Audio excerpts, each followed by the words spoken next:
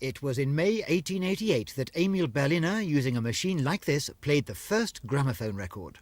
Twinkle, twinkle, little star. That's Emil himself reciting Twinkle, Twinkle, Little Star.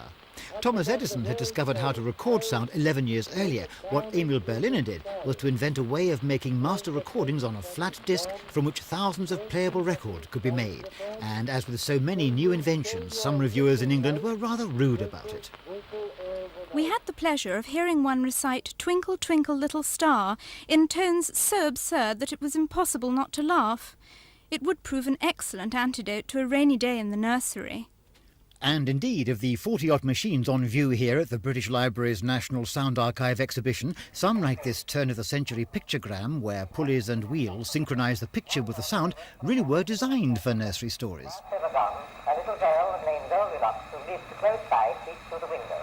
As no one was there, she opened the door and walked in. When did it become then something that people would expect to have in their homes?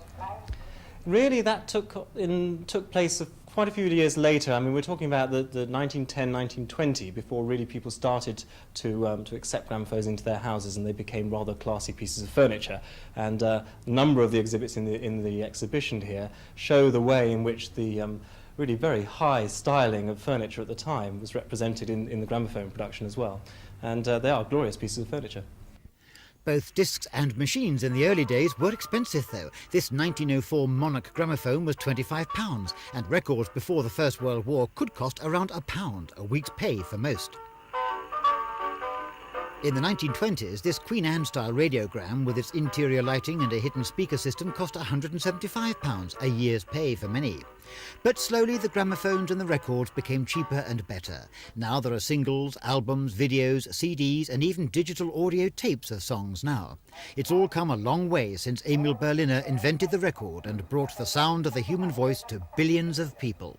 And before they could get through the door, Goldilocks was running home through the forest as fast as she could. Christopher Rainbow for Thames News.